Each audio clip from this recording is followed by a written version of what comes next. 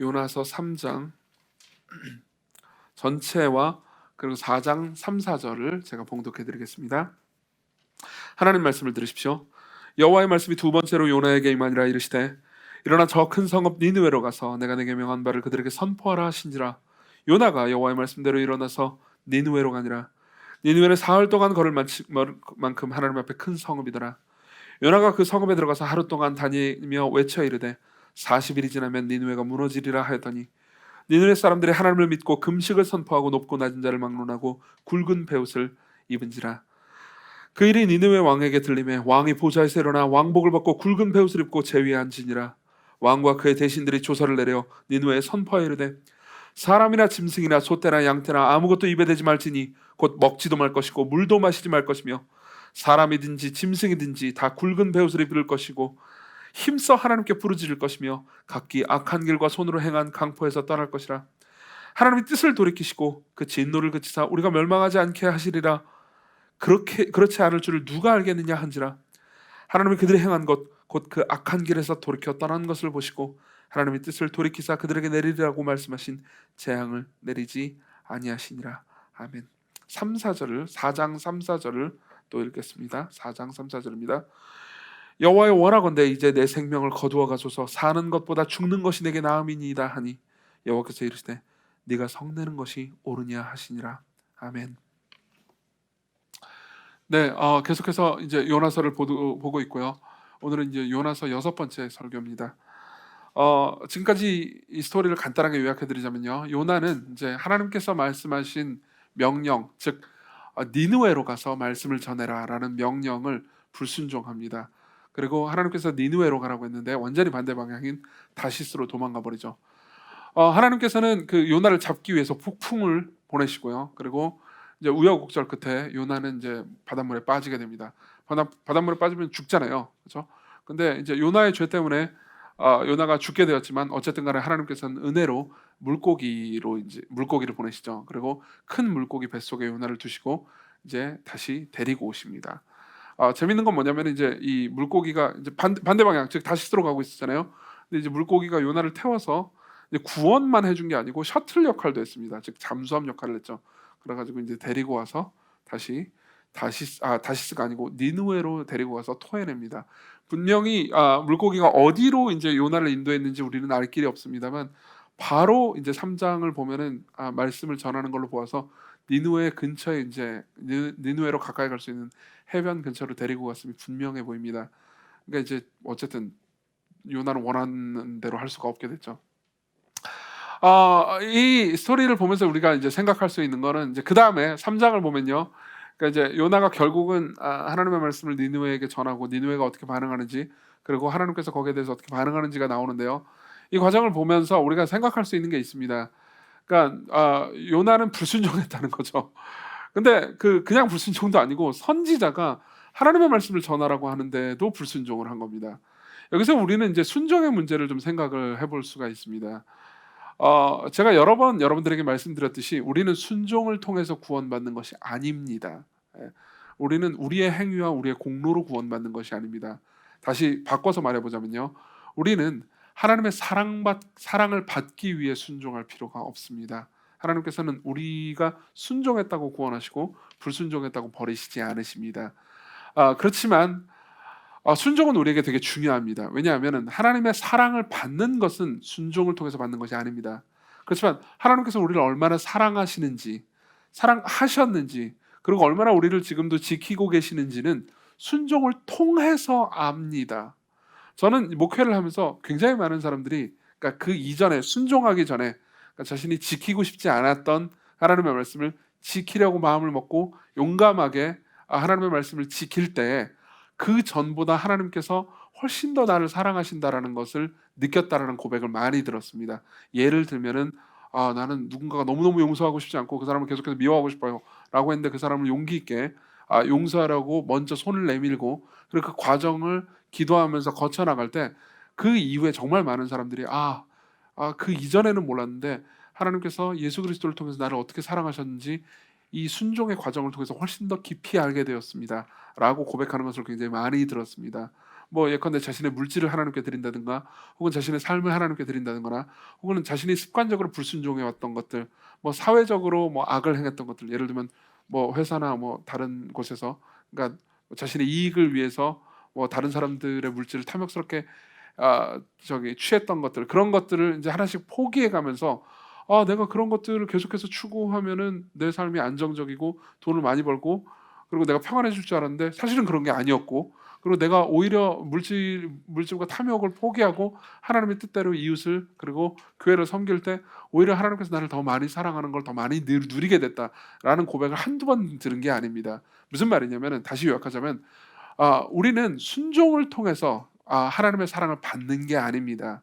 그렇지만 순종을 통해서 하나님의 사랑을 더 알아가게 됩니다. 우리가 불순종할 때도 그분은 여전히 우리를 사랑하십니다. 하지만 우리가 순종할 때 그분은 그분의 영광과 사랑을 더 많이 누리고 느끼게 해주신다는 거죠. 그런 의미에서, 그러니까 선지자쯤이나 된 사람이, 그러니까 이렇게 대놓고 노골적으로 불순종한다라는 것은 굉장히 큰 문제죠. 그리고 한편으로는 위안이 되는 이야기이기도 합니다. 무슨 말이냐면, 뭐 선지자잖아요. 이스라엘의 선지자고 하나님의 말씀을 맡은 사람입니다. 근데 그런데도 불구하고 이렇게 어이없는 방식으로 하나님께 불순종하는 걸 보면서, 와, 진짜 이게 하나님의 백성들이 다 똑같구나, 내가 불순종하는 게 나만 그런 건 아닌구나 라면서 이제 약간의 위안을 얻을 수도 있죠. 하지만 여러분들이 그러니까 신앙생활을 통해서 더 많은 행복을 누리기 위해서, 하나님께서 여러분들을 얼마나 사랑하시는지 더 많이 알기 위해서 우리는 계속해서 순종할 필요가 있습니다. 그리고 우리는요, 그러니까 이 요나의 이야기를 보면서 불순종한 요나를 하나님께서 어떻게 대하시는지를 볼 수 있습니다. 특별히 3장을 통해서 우리는요, 불순종한 요나를 어떻게 다루시는지, 우리가 3장을 이번 주랑 다음 주까지 보게 될 거거든요. 그리고 4장은 굉장히 중요한 장입니다. 4장은 이제 하나님과 요나가 이제 뭐라고 해야 될까요? 논쟁을 하는 장면인데, 그 장면은 좀 더 많이 보게 될 것 같습니다. 제가 생각할 때 한 3번 정도는 더 보게 될 겁니다. 그래서 3장을 통해서 오늘은요, 그러니까 불순종한 요나를 하나님께서 어떻게 다루시는지, 어떻게 참으시고 어떻게 인내하시는지를 보게 될 겁니다. 그걸 통해서 그러니까 여러분들 입장에서, 내가 삶이 하나님께 늘 순종하는 삶이 아닌데 그러한 나를 하나님께서 어떻게 대하시는지를 보실 수 있을 겁니다. 저는 이제 이 3장 전체와 그리고 4장 아까 읽었던 본문을 통해서 하나님께서 불순종한 요나에게, 그리고 요나와 더불어서 이스라엘 백성들에게 첫 번째로는 포기하지 않으셨다는 것, 그리고 두 번째로는 회개를 보여주셨다는 것, 이 부분이 좀 아마 독특한 부분일 겁니다. 여러분들한테는 이 부분을 좀 길게 설명할 겁니다. 두 번째, 회개를 보여주셨다는 것, 그리고 마지막으로 자신을 낮추셨다는 것을 말씀드릴 겁니다. 첫 번째로 하나님께서는 포기하지 않으셨고요, 요나를. 그리고 두 번째로는 요나와 이스라엘 백성들에게 회개가 무엇인지 보여주셨고요. 그리고 마지막으로는 자신을 낮추셨습니다. 첫 번째부터 생각해보죠. 3장 1, 2, 3절까지 한번 봅시다. 3장 1절부터 3절을 보면 이제 이런 말씀이 있습니다. 들어보십시오. 여호와의 말씀이 두 번째로 요나에게 임하니라. 이르시되 일어나 저 큰 성읍 니느웨로 가서 내가 내게 명한 바를 그들에게 선포하라 하신지라. 요나가 여호와의 말씀대로 일어나서 니느웨로 가니라. 니느웨는 사흘 동안 걸을 만큼 하나님 앞에 큰 성읍이더라. 이렇게 말하고 있습니다. 근데 되게 재밌는 거는요, 3장 1절부터 3절은 1장 1절부터 3절하고 되게 유사하다는 겁니다. 다른 점도 있어요. 다른 점도 있지만 굉장히 유사합니다. 한국말로도 그렇지만 히브리어로 보면 이 어순과 문맥과 이 문법이 똑같기 때문에 훨씬 더 유사해 봅니다. 제가 1장 1절부터 3절을 읽어드릴 테니까 여러분들이 지금 3장 1절과 3절을 보시면서 얼마나 유사한지 한번 판단해 보십시오. 제가 1장 1절부터 3절을 읽어드리겠습니다. 중간에 약간 생략합니다. 1장 요나서 1장 1절부터 읽습니다. 여호와의 말씀이 아미떼 아들 요나에게 임하니라. 이르시되 너는 일어나 저 큰 성읍 니느웨로 가서 그것을 향하여 외치라.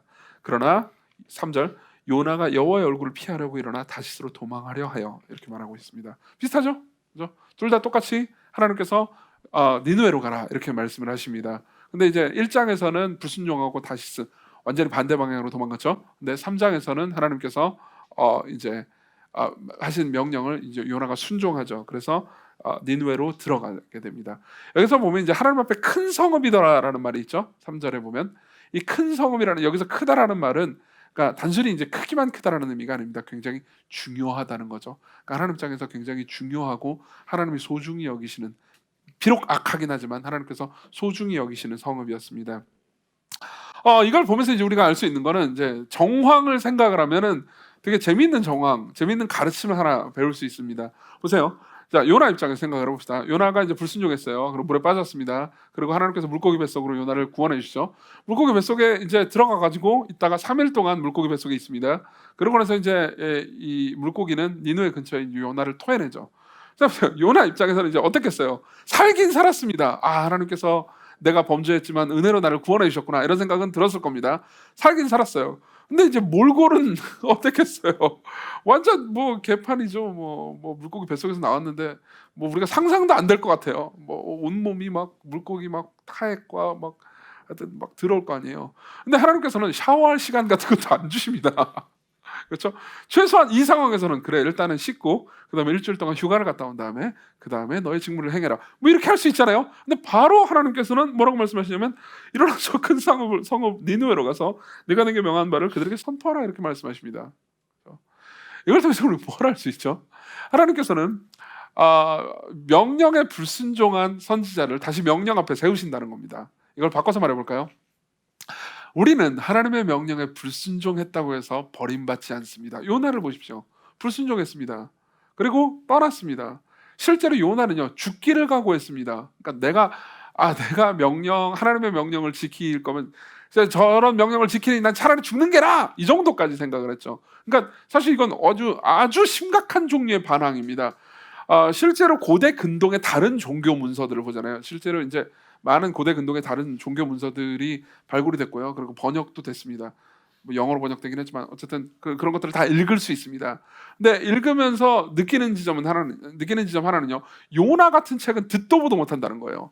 일단 첫 번째로 요나처럼 노골적으로 신에게 반항하는 인간에 관한 기록은 거의 찾을 수가 없습니다. 물론 신에게 반항하는 인간이 나오긴 나옵니다.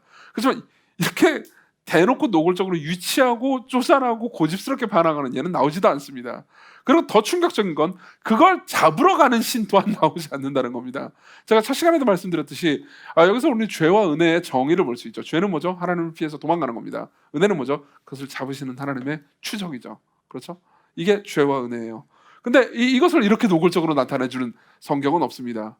이걸 통해서 그러니까 이스라엘 백성들과 그리고 우리는요, 모두 무엇을 할 수 있습니까? 하나님께서는 불순종하더라도 우리를 버리시지 않는다는 겁니다. 그래서 하나님께서는 불순종하더라도 우리를 버리시지 않습니다. 우리와 관계를 끊으시지 않으십니다. 우리를 사랑하기를 멈추시지 않으십니다. 우리의 순종과 불순종 여하와 상관없이 하나님께서는 우리를 계속해서 붙드시죠. 그렇죠? 한편으로는 그렇습니다. 그렇지만 계속해서 불순종 가운데로 내어버려 두시지도 않습니다. 하나님께서 요나를 구한 다음에 그래, 네가 그렇게 니느웨로 가기 싫었니? 그럼 내가 딴 놈을 보내마. 더 괜찮은 놈으로 보내지. 뭐 예를 들면 아모스나 뭐 호세아 같은 더 나은 선지자를 보내겠다. 너는 이제 집에서 좀 쉬고 물고기 뱃속에서 힘들었을 테니까 이제 뭐 안식을 취해라, 이렇게 말씀하지 않으십니다. 바로 데리고 오시죠. 둘 다 합니다. 하나님께서는 우리가 불순종했다고 버리시지 않습니다. 하나님께서는 우리가 불순종했다고 버리시지 않습니다. 그렇다고 불순종하는 상태로 내어버려 두시지도 않습니다. 순종으로 이끄시죠. 그런 의미에서 하나님께서 우리의 삶을 시험하신다라는 것은 굉장히, 그러니까 한편으로 되게 은혜롭지만 또 다른 한편으로 굉장히 섬찟한 면이 있습니다. 좀 약간 잔혹한 면도 있죠. 예컨대 이런 겁니다. 우리는 이제 성경 도처에서 하나님께서 우리를 시험하신다라는 이 문장들을 만나곤 합니다. 그러면은 이제 우리는 종종 공무원 시험이라든가 혹은 무슨 뭐 그런 거 있잖아요. 그런 걸 떠올리기 쉽습니다. 뭐 자격증 시험, 어느 정도 점수에 미치지 못하면 어떻게 되죠? 나는 탈락됩니다. 관계는 없어져요. 그렇죠? 근데 성경이 말하는 시험은 그런 게 아닙니다. 오히려 성경이 말하는 하나님께서 주시는 시험은요, 훈련이라는 단어에 훨씬 더 가깝습니다. 훈련이요. 그렇죠? 훈련은 어떤 거죠? 예를 한번 들어보죠. 제가 옛날에도 한번 이 예를 들은 적이 있습니다. 특공대를 가잖아요. 그러면 이제 훈련 중에서, 지금도 그 훈련이 있는지 모르겠습니다. 제가 군대 있을 때는 20년 전이니까 20년도 더 됐네요. 어쨌든 그 훈련 중에 이제 연병장 운동장이요, 연병장 10바퀴를 5분 안에 도는 훈련이 있어요. 근데 연병장이 그렇게 크지 않았기 때문에 5분 안에 도는 것이 이제 가능은 합니다. 열심히 돌면요. 그리고 이제 원래 사회에 있을 때 뭐 운동을 했다거나 좀 체력이 좋은 사람들 있잖아요. 그런 사람들은 이제 다 통과를 할 수 있는데, 대부분의 20대 군대 가는 청년들이 체력이 완전 밑바닥이고 저질이거든요. 그러니까 군대 가기 전에 거의 삶을 맨날 방탕하게 살기 때문에, 저 같은 경우에도 낮과 밤이 뒤바뀐 삶을 살았었거든요. 군대를 가서 삼시세끼를 먹어요. 군대 가기 전에는 한 5끼만큼의 분량을 한 번에 몰아먹었죠. 근데 어쨌든 간에 그렇게 살다가 군대를 가잖아요. 그러면 이제 삼시세끼 적절히 먹고 운동을 계속 시켜주잖아요. 근데 그중에 이제 거의 첫 번째로 받는 훈련이 연병장 열바퀴를 5분 안에 도는 거예요. 근데 이제 5분 안에 몇 명이나 돌겠습니까? 뭐 한 50명 돌잖아요. 그럼 두세 명도 통과를 못 합니다. 근데 이 훈련을 시작하기 전에 조교는 항상 이런 말을 합니다. 뭐라고 말하냐면 낙오는 없다. 그 말이 무슨 말인지 아십니까?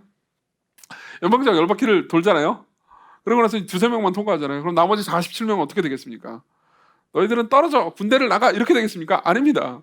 얼차례를 받습니다. 그러니까 좌로 굴러 우로 굴러 엎드려 뻗쳐 뭐 이렇게 막 하다가 자 다시 그래서 또 도는 거죠.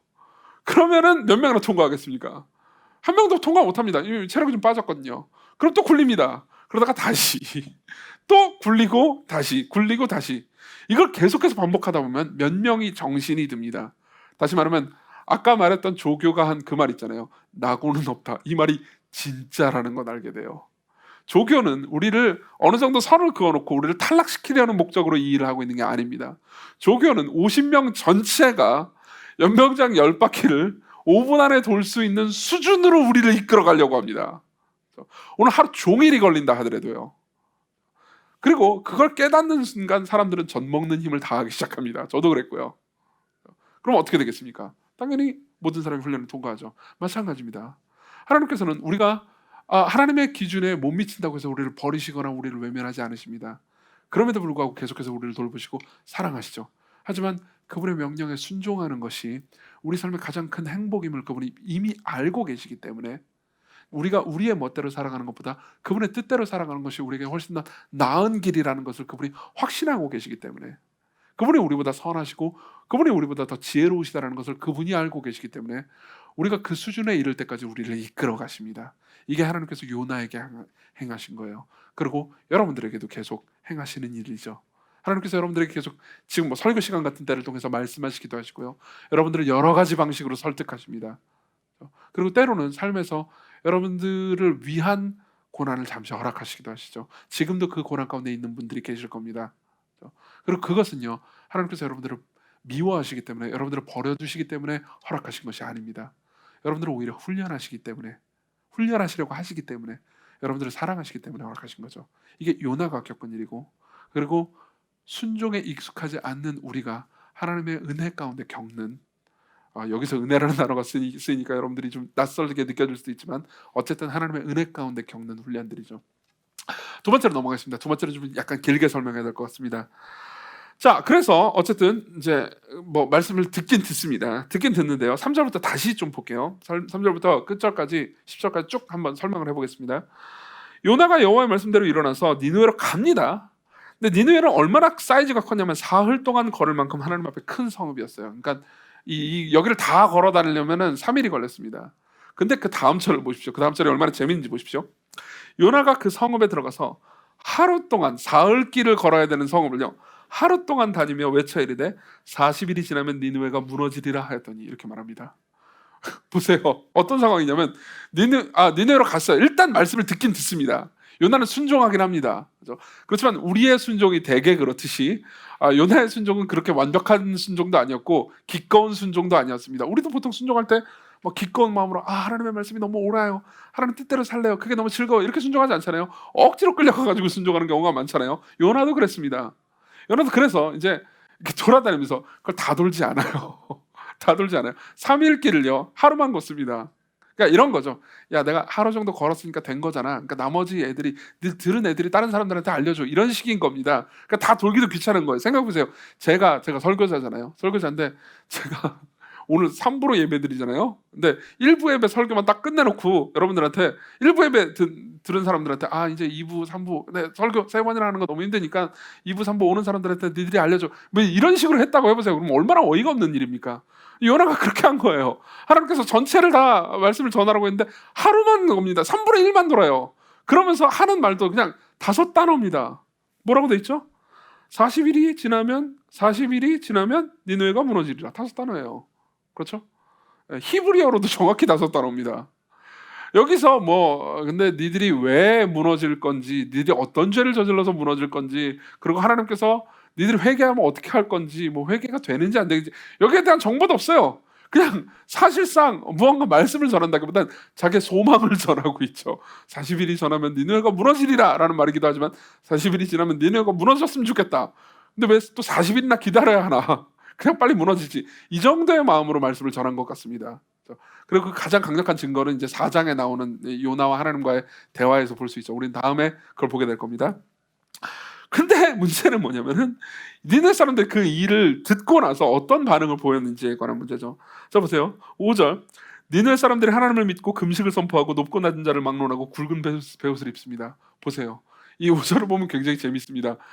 히브리어에서는요 실제로 믿고라는 단어가 제일 먼저 나옵니다. 무슨 말이냐면 이 요나서를 쓴 저자는요 이렇게 얘기한 거예요. 이 사람들이 그 말을 듣자마자 믿었다는 거예요. 그들이 얼마나 빠르게 반응했는지를 강조하는 표현입니다. 믿었습니다. 누가요? 니느웨 사람들이요. 그러고 나서 낮은 자들, 그러니까 하층민들뿐만 아니라 높은 사람들까지, 고위직에 있는 사람들까지 다 그 말을 듣고요 굵은 베옷을 입기 시작합니다. 회개의 표시죠. 그러고 나서 계속해서 읽어드리겠습니다. 그 일이 니느웨 왕에게 들림에, 여기 오역이 하나 있습니다. 슬프게도 여기서 그 일이 들렸다고 말하지 말아야 되고요. 그 말이 들렸다고 해야 됩니다. 실제로 그 히브리어에는 그 말씀이 들렸다고 적혀 있습니다. 그러니까 니느웨 왕이 그 사람들이 회개하는 거를 보고 자기가 회개한 게 아니고요. 어쨌든 말씀을 듣고 회개한 거예요.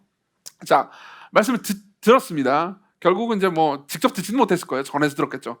전에서 듣자마자 니느웨 왕이 어떻게 반응하느냐? 왕이 보좌에 일어나서 왕복을 벗고 굵은 베옷을 입고 제 위에 앉으니라. 왕과 그의 대신들이 조서를 내려 니느웨에 선포하여 이르되 사람이나 짐승이나 소떼나 양떼나 아무것도 입에 대지 말지니 곧 먹지도 말 것이고 물도 마시지 말 것이며 사람이든지 짐승이든지 다 굵은 베옷을 입을 것이요 힘써 하나님께 부르짖을 것이며 각기 악한 길과 손으로 행한 강포에서 떠날 것이라. 여기서 보면요 최소한 두 가지 특징을 볼 수 있습니다. 첫 번째, 짐승도 데리고 가서 회개를 시킵니다. 짐승이 뭘 잘못했다고요?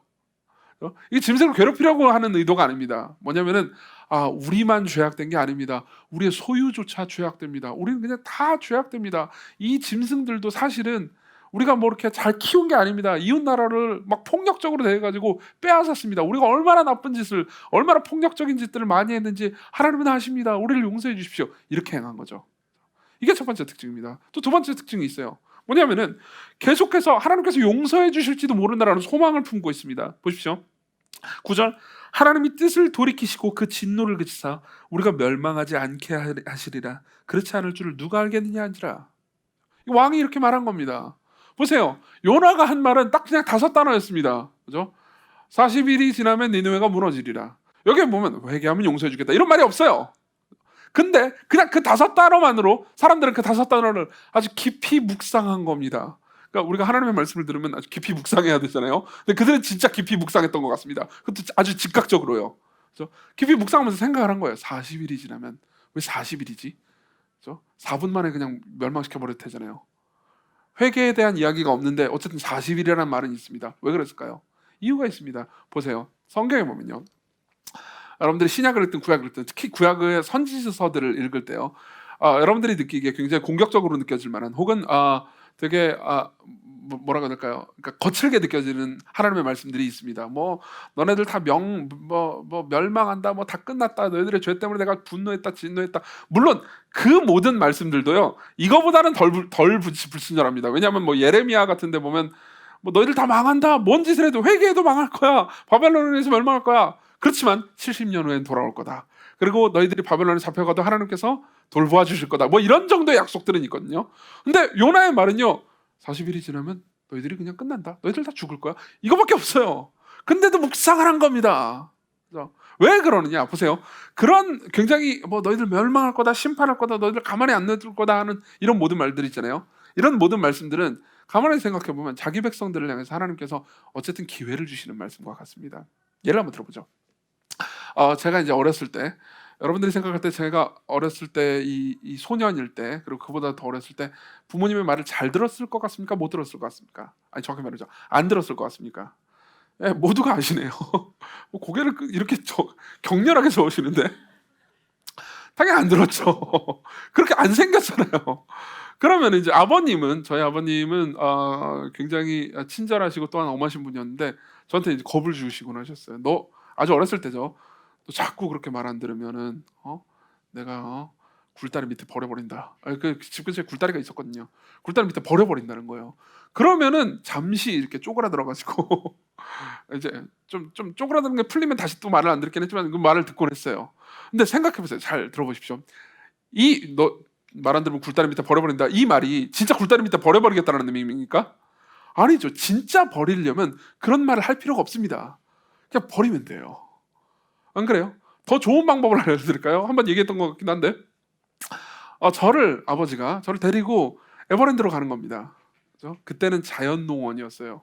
여러분 자연농원 아세요? 에버랜드가 옛날에는 자연농원이었다고요. 이걸 아는 사람 나이 먹은 사람들입니다. 어쨌든 자연농원 아니 에버랜드를 데리고 가는 거예요. 그래서 막 재밌게 놀다가 아빠 잠깐 화장실 좀 갔다 올게. 여기 좀 가만히 혼자 있어. 그러면 됩니다. 그리고 이제 다시 안 오면 되죠. 그럼 버릴 수 있습니다. 굳이 저하고 싸울 필요가 없어요.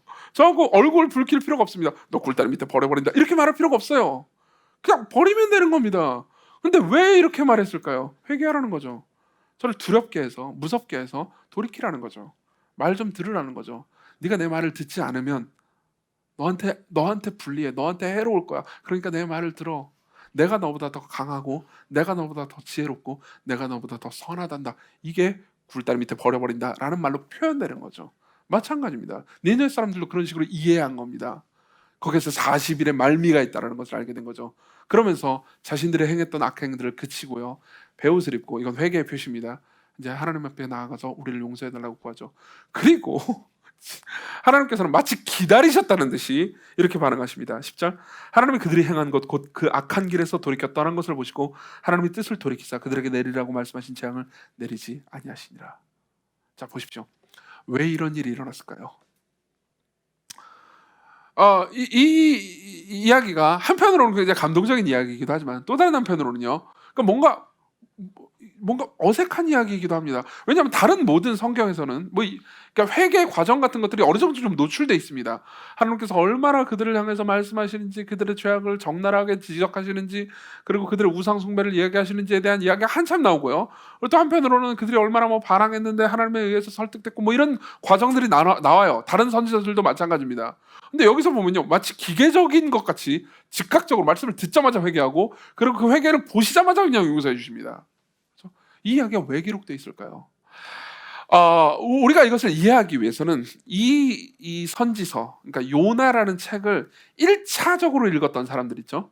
그 사람들이 이 책을 어떻게 읽었는지를 이해해야 될 필요가 있습니다. 다시 말하면 요나서의 배경을 훨씬 더 좀 이해해야 될 필요가 있습니다. 이 요나는요, 어떤 사람이냐면 선지자죠. 그렇죠? 근데 이 선지자는 북왕조 이스라엘의 선지자였습니다. 좀 간단하게 역사를 얘기해드리자면요, 솔로몬 왕 이후로 솔로몬의 죄 때문에 나라가 두 개로 갈라지거든요. 북쪽에 있는 나라를 북왕조 이스라엘이라고 부르고요, 남쪽에 있는 나라를 남왕조 유다라고 부릅니다. 그리고 요나는 북쪽 출신입니다. 북쪽에 있는 가드헤벨이라는 출신이죠. 이 가드헤벨은 나사렛입니다. 나사렛. 예수님이 나사렛 예수님이시잖아요. 그렇죠? 그러니까 나사렛 출신의 한 선지자인 거예요. 근데 이 선지자는 여로보암 2세 왕 때 활동을 했습니다. 근데 이게 어떤 상황이냐 좀 이해를 할 필요가 있는데요. 이 배경을 요나서에만 요나 이야기가 나오는 게 아니고 열왕기 하에도 요나 이야기가 나오거든요. 열왕기 하의 배경을 잠깐 읽어드릴게요. 들어보십시오. 열왕기 14장 25절입니다. 이스라엘의 하나님 여호와께서 그의 종 가드헤벨 아미떼의 아들, 그러니까 나사렛 출신의 아들 선지자 요나를 통해서 하신 말씀과 같이 여로보암이 이스라엘 영토를 회복하되 하맛 어귀에서부터 아라바 바다까지 하였으니. 이게 무슨 말인지 설명해 드릴게요. 보세요. 북과 남이 딱 갈라지고 나서 북쪽은 처음부터 우상 숭배가 만연했어요. 남쪽은 은근히 우상 숭배를 했는 반면에 북쪽은 이제 대놓고 우상 숭배를 했습니다. 그래서 이제 하나님께서 북쪽을 많이 치셨어요. 특히 이제 하나님께서 북쪽을 치시는 도구가 바로 이 니느웨를 수도로 삼고 있는 아시리아였습니다. 그래서 아시리아 이 군대를 사용해서 이제 많이 두드려 패셨습니다. 그래서 회개해라 이렇게 여러 번 두드려 패셨는데 그때 이제 활동했던 선지자가 이제 그 유명한 엘리야, 엘리사 이런 사람들입니다. 근데 이제 그 엘리사가 활동했던 시대 왕들, 그러니까 예후나 여호아하스라는 이름은 나중에 잊으셔도 됩니다만 어쨌든 그때 왕 때는 하도 그 아시리아에서 핍박을 받으니까 조공도 많이 바쳐야 되고 그리고 백성들이 농사 지으면 다 뺏어가고 되게 살기가 힘들었어요. 살기가 힘들었는데 이제 갑자기 요나가 나타납니다. 요나가 나타나가지고 요나가 말씀을 전해요. 요나가 뭐라고 말씀을 전하냐면 하나님께서 너희들을 긍휼히 여기셔서 이제 영토를 좀 많이 회복시켜 주실 거다. 땅덩어리를 더 넓히실 것이다. 여로보암 2세 왕 때는 좀 먹고 살기가 괜찮아질 것이다. 이렇게 예언을 하시는 거예요.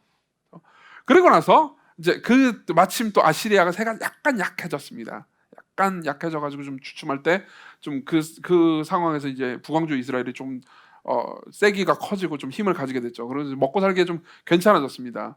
그리고 그 이유는 북왕조가 좀 죄를 덜 짓고 하나님 말씀을 잘 듣기 시작해서가 아니었어요. 여전히 똑같이 그 이전하고 똑같이 죄를 지었습니다. 아까 제가 읽다만 그 열왕기하 14장을 계속 읽어드릴게요. 보세요. 이는 이렇게 이제 영토를 넓혀주신 이유는 여호와께서 이스라엘의 고난이 심하여 매인자도 없고 노인자도 없고 이스라엘을 도울 자도 없음을 보셨고 여호와께서 또 이스라엘의 이름을 천하에서 없이 하겠다고 아니하셨으므로 요아스의 아들 여로보암의 손으로 구원하심이었더라. 무슨 말이냐면 이겁니다. 그러니까 이스라엘 백성들이 잘해서가 아니다. 이스라엘 백성들은 옛날이랑 똑같이 범죄했다. 오히려 더 심해졌다. 근데 하나님께서 아시리아를 사용해서 계속 두드려 패셨단 말이에요. 근데 그런 게 있습니다. 이제 여기 2부하고 3부 예배 때는 이제 자녀를 키운 분들이 좀 적지만 예를 좀 아마 여러분들이 이 예를 충분히 이해하실 겁니다. 자녀를 키우잖아요. 그러면 이제 저도 제 자녀를 키우니까 보통 이제 말을 안 들어가지고 혼낼 때가 있습니다. 그러면 뭐 주로 이제 제가 좀 이렇게 좀 약간 무서운 역할을 담당하죠. 저는 뭐 때린 적은 없습니다. 뭐 딸들이라서 그렇기도 하고 뭐 못 때리겠어요. 좀 잘못된 것 같. 제가 때리면 안 될 것 같아요. 안 될 것 같잖아요. 그리고 뭐 그게 이제 체벌이 안 좋은 여러모로 안 좋은 게 또 많고요. 그래가지고 이제 보통 혼내죠. 근데 이제 혼내면 보통 이제 첫째는 좀 약간 이렇게 좀 쪼그라들고요. 그리고 둘째는 좀 반항하다가 쪼그라들거든요. 근데 이제 무섭게 하죠. 왜 네가 임마 막 그러면서 이제 엄마한테 함부로 할 때나 뭐 그럴 때 이제 보통 혼내거든요. 엄마한테 그래도 돼 막 이러면서 이제 막 혼을 냅니다. 그러면은 그럴 때가 있어요. 이 친구가 사실 진짜 회개한 건 아니야. 자기가 잘못했다고 생각하지 않아요. 근데 아빠가 무섭게 하니까 이제 쪼그라듭니다. 그래가지고 좀 막 울거나 혹은 막 이렇게 막 좀 약간 슬퍼하는 모습을 보이잖아요. 가끔 보면 이게 연기인가 싶긴 해요. 그렇지만 뭔가 이렇게 슬퍼하는 모습을 보이잖아요. 그러면 마음이 좀 그렇단 말이에요. 내가 내 사랑하는 내 새끼인데 이거 너무 좀 심했나? 그러고 나서 좀 약간 울린 다음에 잠을 자는 걸 이렇게 새근새근 잠자는 모습을 보잖아요. 그러면은 원래 애 키울 때는 잠잘 때가 제일 예뻐요. 잠잘 때 뭐 아이고 내 새끼를 내가 왜 이렇게 학대했나 나는 진짜 쓰레기 같은 아빠야 이런 생각이 들면서 그래도 잘해줘야지 그러면서 잘해줄 때가 있습니다. 물론 얘가 변화된 건 아니에요. 얘는 여전히 똑같습니다. 그렇지만 이제 마음이 약해지는 거죠. 그거랑 똑같다고 생각하시면 됩니다. 하나님께서 아시리아를 사용해서 이스라엘 니들 회개 좀 해라 그러면서 여러 가지 방식으로 뭐 선지자를 통해서 말씀도 하시고 또 뭐 이제 징계도 하셨죠. 근데도 말을 안 들어요. 근데 말을 너무 안 들어가지고 패다 보니까 얘가 아픈 게 또 아픈 거예요. 무슨 말인지 아십니까? 얘가 아픈 게 내 마음이 아프게 된다고요. 그렇죠? 그러니까 어떻게 합니까? 좀 그래도 먹고 살게 해준다는 거죠. 그리고 그 일에 사용된 게 요나였습니다. 하나님께서 요나를 먼저 부르셨어요. 그래가지고 야 내가 이스라엘 백성들이 너무 힘든 게 내가 마음이 아프다. 그러니까 가서 말씀을 전해라. 너희들 국토가 다시 좀 많이 넓어질 거다. 그리고 먹고 살만해질 것이다. 그리고 실제로요. 여로보암 2세 때 이스라엘의 국력이 가장 강했습니다. 그렇죠? 그럼 생각해보세요. 이제 요나는 궁중 선지자였거든요. 무슨 말이냐면은 이제 국가에서 녹을 받고 있는 공무원 선지자였단 말이에요. 근데 공무원 선지자죠. 그리고 요나가 그 이전에 이 지금 요나서의 사건이 벌어지기 전에요. 그때 요나가 무슨 메시지를 전했겠어요? 여러분, 하나님께서 여러분들을 복 주십니다. 할렐루야. 뭐 이런 거 했을 거 아니에요. 그럼 사람들이 얼마나 좋아했겠습니까? 근데 그렇게 인기 있는 선지자였다가 연기가 좀 이상했어요? 어쨌든 무슨 개그가 생각나는데 하면 안 될 것 같아요. 어쨌든 그리고 나서 그렇게 인기 있는 선지자였다가 하나님께서 일로 와 그러면서 니느웨로 가라 그런단 말이에요. 그럼 어땠겠어요? 요나 입장에선 미치고 환장할 일이죠. 자기는 인기도 있고 괜찮은 선지자였단 말이에요. 그리고 자기가 복된 말씀을 선포함으로써 나라 사람들도 먹고 살기가 편해졌고 다 그랬단 말이에요. 그렇죠? 근데 그렇다고 해가지고 하나님 보시기에 이 이스라엘 백성들이 하나님 뜻대로 잘 살았던 거냐? 그것도 아니었어요. 요나 시대에 요나만 선지자 노릇을 한 게 아니란 말이에요. 그렇죠? 국가 선지자는 요나이기도 했지만 제야에서 활동하는 선지자들이 있었어요. 아모스하고 호세아죠. 여러분들이 성경을 보면 아모스와 호세아를 볼 수 있습니다. 대부분의 분들이 이제 아모스와 호세아의 내용을 잘 모르시겠지만 나중에 한번 읽어보십시오. 특히 호세아를 읽어보십시오. 얼마나 절절한 마음으로 하나님께서 이스라엘의 죄를 지적하시고 얼마나 안타까운 마음으로 회개하라고 요청하는지를 보십시오. 그러니까 지금 이런 상황인 겁니다. 자, 이스라엘 국가 전체는요, 하나님께서 한편으로는 요나를 사용하셔서 축복의 말씀을 선포하십니다. 그러면서 아이고 잘 될 거다. 그래도 먹고 살게는 해주마. 니네 너무 아팠지. 그러면서 한편으로는 얼러주십니다. 근데 얘들을 회개시키긴 해야 될 거 아니에요. 그래서 어떻게 하냐면 제야의 선지자들 아모스나 호세아 같은 애들을 불러서 말씀을 또 전하게 하시는 거예요. 근데 그래도 너희들 회개해야 된다. 그리고 그래도 너희들 내 말을 들어야 된다. 너희들 내 말을 들을 때만 진정으로 행복할 수 있다. 다른 우상들을 섬기지 마라. 이 얘기를 계속 하시는 거죠. 이게 배경입니다. 그리고 이게 배경인 상황에서 그때 당시 이스라엘 사람들은 요나서를 집어서 읽는 거예요. 그럼 어떤 생각이 들까요? 지금 하나님께서 이렇게 말씀하시는 겁니다. 내가 데리고 있는 선지자 중에서 제일 허접한, 이 표현이 좀 그렇긴 하지만 제일 허접한 선지자인 요나를 데리고 와서, 이 요나는 내 말을 전하라는 말도 안 듣고 도망가는 정도의 친구란 말이에요. 제일 허접한 애인 요나를 데리고 와서 니느웨로 보낸 다음에 딱 5마디 하게 만들었다. 그나마도 내가 더 많이 전하라고 했는데 얘는 딱 5마디 하더라. 그것도 3일 내내 전한 게 아니고 하루만 하더라. 근데도 불구하고 니느웨가 이렇게 회개했다. 근데 지금 이스라엘 너희들은 내가 데리고 있는 선지자 중에서 제일 A급들이잖아요. 그 아모스, 호세아, 나중에 한번 읽어보세요. 진짜 A급 선지자라는 걸 알게 될 겁니다. 가장 훌륭한 선지자인 선지자들의 메시지를 듣고 너희들은 회개치 않는구나. 왜 너희들은 회개치 않느냐? 이렇게 메시지를 전하고 있는 겁니다. 이게 요나서 3장의 가장 중요한 메시지예요. 이게 배경을 이해하면 보이는 그림입니다. 그래서 브루스 왈키라는 구약학자가 있습니다.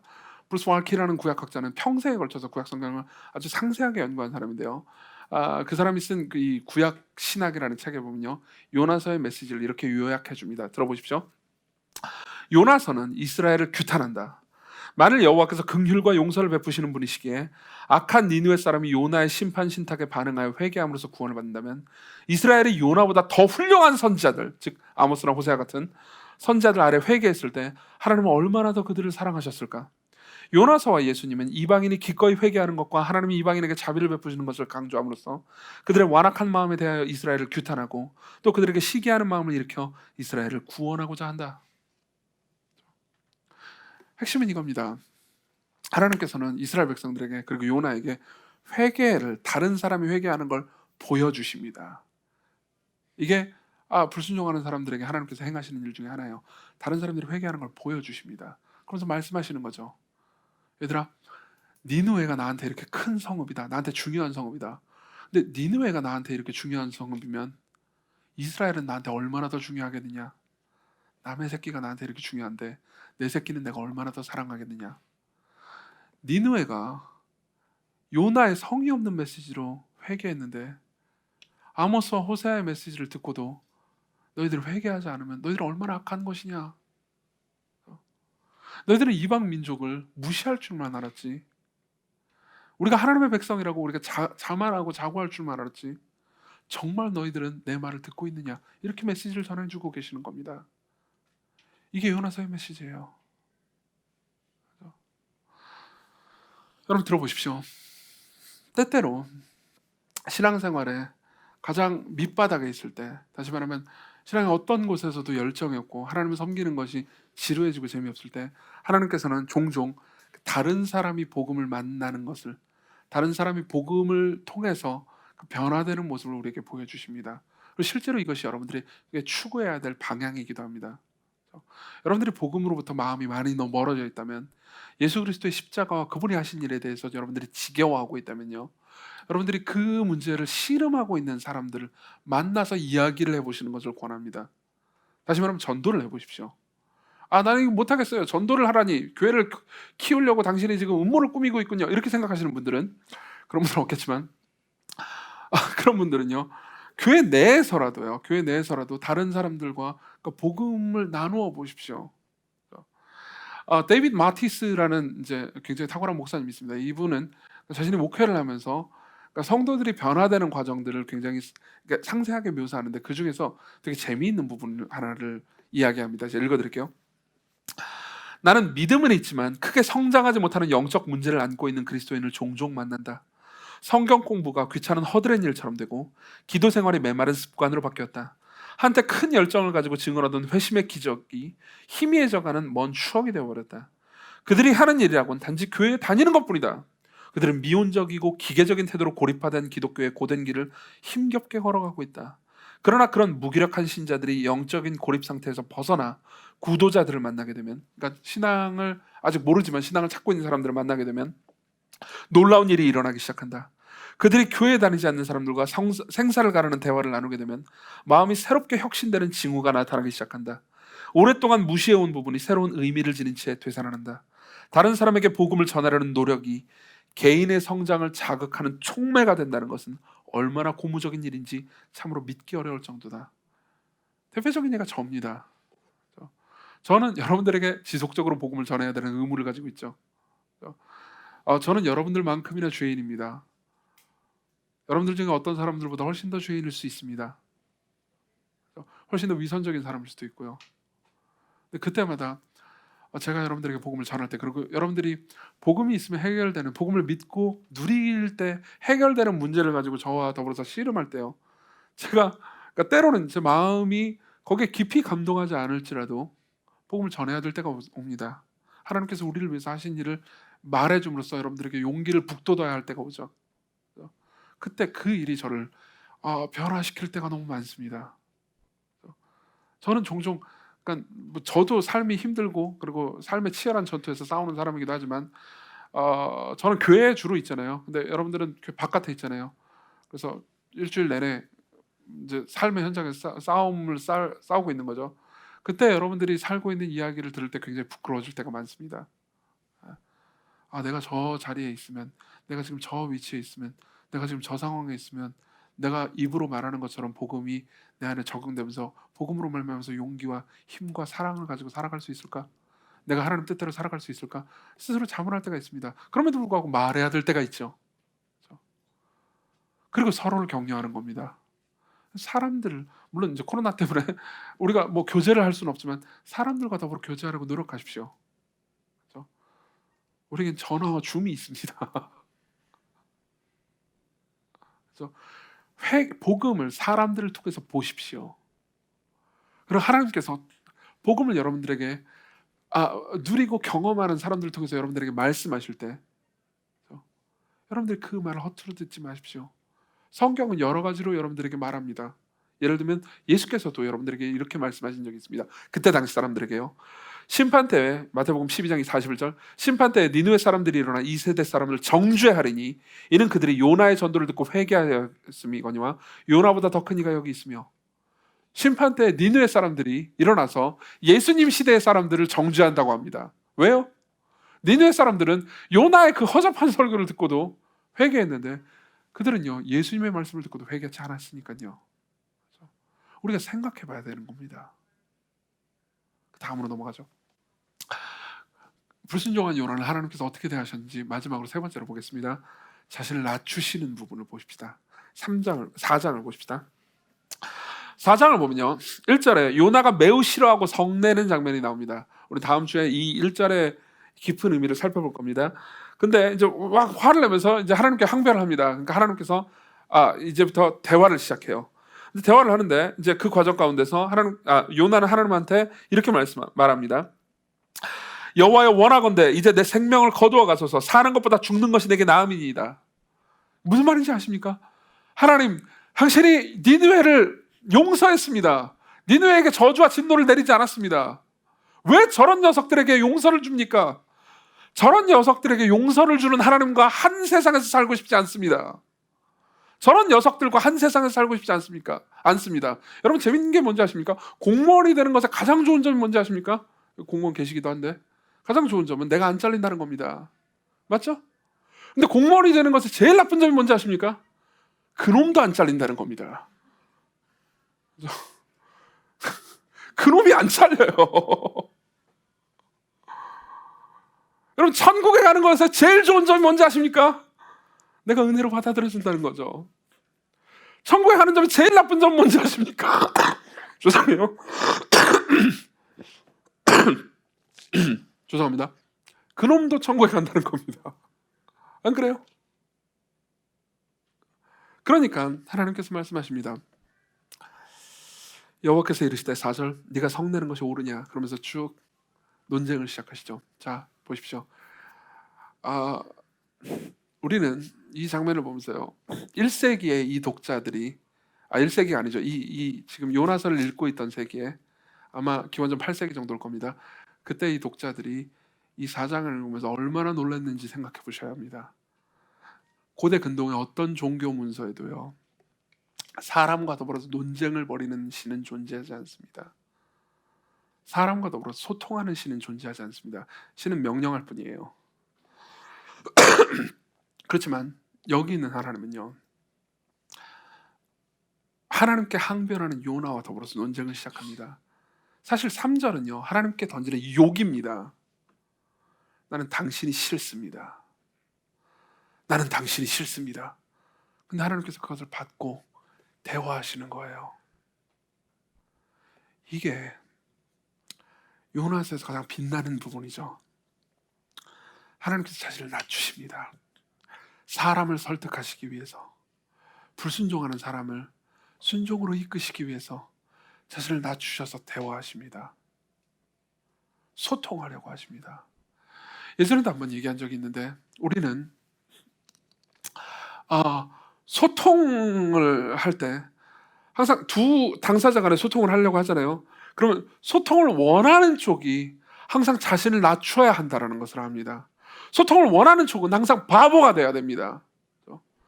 저는 한국 사람인데 어떤 미국 사람이랑 소통을 하고 싶습니다. 내가 저 사람을 사랑해요. 저 사람을 구해주고 싶습니다. 저 사람을 도와주고 싶어요. 근데 저 사람은 그걸 원하지 않아요.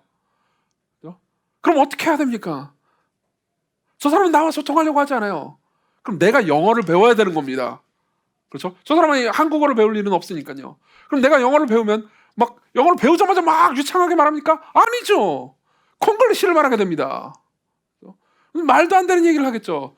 저 사람이 볼 때는 그렇게 생각할 수 있습니다. 바본가? 왜 이렇게 말을 못하지? 왜요? 제가 소통을 원하기 때문입니다. 제가 말을 걸고 싶어 하기 때문입니다. 말을 걸고 싶어 하는 쪽은 바보가 될 수밖에 없습니다. 여러분 부부싸움을 하면 어떻게 됩니까? 부부싸움을 하면 혹은 연인들 간에 싸우면 혹은 친구들 가운데 싸우면요 먼저 화해하고 싶은 사람이 바보가 되기를 마련입니다. 먼저 화해하고 싶은 사람이 꼭 더 잘못한 사람인 건 아닙니다. 먼저 화해하고 싶은 사람이요 덜 잘못한 사람일 수도 있습니다. 혹은 아무 잘못이 없는 사람일 수도 있죠. 그렇지만 화해하고 싶은 쪽은 먼저 사랑하고 싶은 쪽은요 아쉬운 소리를 해야 됩니다. 낮아져야 됩니다. 바보가 돼야 돼요. 그렇죠?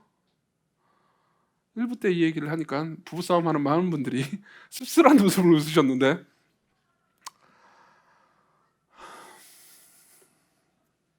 그리고 우리는 아까 예수께서 하신 말씀을 다시 한번 생각해 볼 수 있죠. 예수께서 마태복음 12장 41절에서 뭐라고 말씀하시냐면 이렇게 말씀하십니다. 심판 때 니느웨 사람이 일어나 2세대 사람을 정죄하리니 이는 그들이 요나의 전도를 듣고 회개하였겠음이거니와 요나보다 더 큰 이가 여기 있다고요. 요나보다 더 큰 이가 여기 있다. 요나보다 더 큰 이가 누구를 말하는 거죠? 예수님이죠. 이 말은요 한편으로는 야 요나 같은 성의 없는 선지자의 말을 듣고도 회개했는데 왜 하나님이자 사람인 내 말을 듣고도 회개하지 않느냐라는 말이기도 합니다. 한편으로는 그래요. 근데 또 다른 한편으로는 이런 지점도 있습니다. 요나는요 예수님과 굉장히 유사합니다. 그렇지만 예수님은 요나보다 훨씬 더 뛰어난 분입니다. 어떻게 뛰어납니까? 어떻게 더 뛰어나십니까? 그분은 낮아지심으로 써서 뛰어납니다. 요나는 어떻죠? 둘 다 갈릴리 출신의 설교자로서 예수님과 요나 둘 다 갈릴리 출신의 설교자죠. 갈릴리 출신의 설교자로서 요나는 성의 없이 5마디를 말했습니다. 이건 낮은 자의 자세가 아니죠. 높은 자의 자세죠. 야 이 저주받아라 이것들아. 이건 소통을 원하는 사람이 아닙니다. 그러나 그리스도께서는 어떻게 하셨습니까? 그분은 3년 동안 공생의 내내 눈물로 복음을 전하셨습니다. 사복음서를 보잖아요. 그러면 그분이 웃으셨다라는 기록이 없습니다. 그렇지만 그분이 우셨다라는 기록만 3번이 있죠. 한편으로 우시면서 예루살렘 성을 바라보시면서 예루살렘 성 앞에 있는 하나님의 진노를 보면서 우셨습니다. 그러면서 회개를 요청하셨죠. 요나는 억지로 감당했지만 그분은 기꺼이 하셨습니다. 그분은 정말로 낮아지셨고, 그분은 여러분들과 더불어 소통하기 위해서, 여러분들을 설득하시기 위해서, 여러분들을 아시기 위해서 아기가 되셨죠.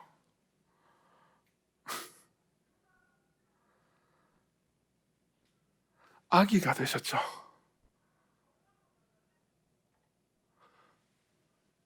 순종하지 않는 우리를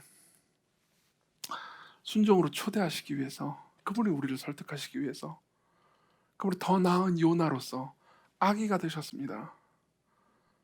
아무 말도 하지 못하는, 그리고 삶을 경험하시고요,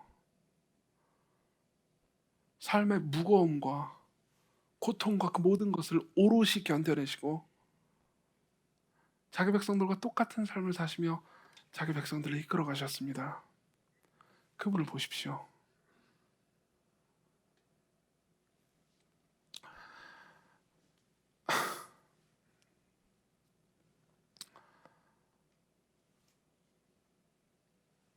여러분들 중에서 혹시 아, 여러분들 중에서 혹시 이런 생각이 드실 분이 계실까 싶어가지고 마지막으로 이 얘기만 하고 끝내겠습니다. 들어보세요. 여러분들 중에서 혹시 저 인간은 맨날 설교를 할 때 마지막에 예수님 이야기를 하는군. 그러니까 간단하게 얘기하면 이런 거잖아. 요약하자면 예수님이 너희들을 이렇게 사랑하니까 너희들이 뭐 이렇게 삶이 힘들어도 그냥 닥치고 그냥 하나님 선하시다는 거 인정하고 순종해라, 이런 얘기를 하는 거잖아. 이렇게 느끼실 분이 계실 수 있습니다. 그런 분들을 위해서 제가 한 말씀을 드리겠습니다. 여러분, 저는 여기에 서 있기도 하지만 여기 앉아 있는 사람들이 어떤 생각을 하는지 이해하고 싶기도 하니까요. 그리고 여러분들이 그런 생각을 가지고 있다고 해서 여러분들을 비난하고 싶지 않습니다. 왜냐하면 여러분들이 마주하고 있는 삶의 무게는 얼마나 어려운 것인지 우리 모두가 서로 알고 있으니까요. 근데 여러분들이 그런 생각을 하고 있다면 제가 여러분들한테 이렇게 말씀드리고 싶습니다. 들어보세요. 하나님께서 여러분들을 사랑하신다는 것을 뭘로 증명해야 여러분들이 속이 풀리시겠습니까? 하나님께서 여러분들을 아끼신다는 것을 어떤 걸로 증명해야 여러분들 마음이 시원하시겠습니까? 여러분들이 구하는 걸 다 들어주면 시원하시겠습니까? 하나님, 빌딩 하나만 주세요. 그럼 빌딩이 떡 생기고. 혹은 뭐 그건 괜찮습니다. 내게 종교적 경험을 주세요. 뭔가 내가 기도할 때마다 으악! 하나님 영광, 으악! 이런 게 느껴지게 해주세요. 그러면 내가 인정할게요.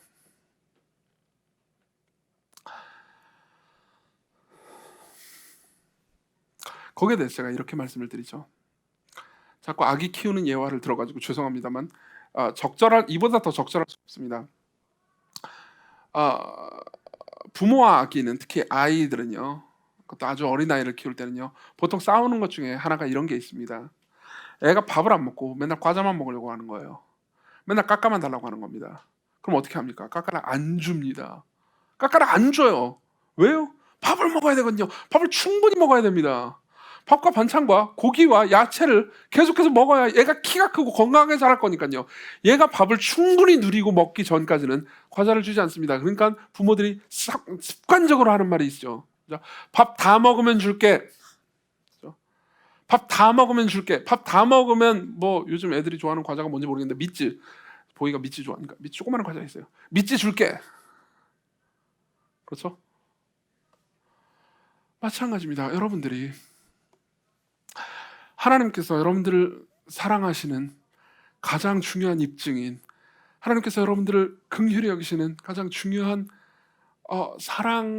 사랑의 희생인 예수 그리스도를 충분히 알기 전까지는, 그분이 여러분들을 어떻게 사랑하셨으며 지금도 어떻게 여러분들을 사랑하고 계시는지 여러분들이 충분히 누리기 전까지는 그 모든 것들은 여러분들을 온전하게 자라게 하지 못합니다. 다른 모든 좋은 것들은요, 그건 깎아에 불과합니다. 그리스도께로 오십시오. 그분 안에서 설득당하시기를 원합니다. 그분 안에서 여러분들 삶에서 불순종했던 것들이 어떤 것인지 생각해 보시고 그분의 사랑 안에서 순종으로 나아오십시오. 기도합시다.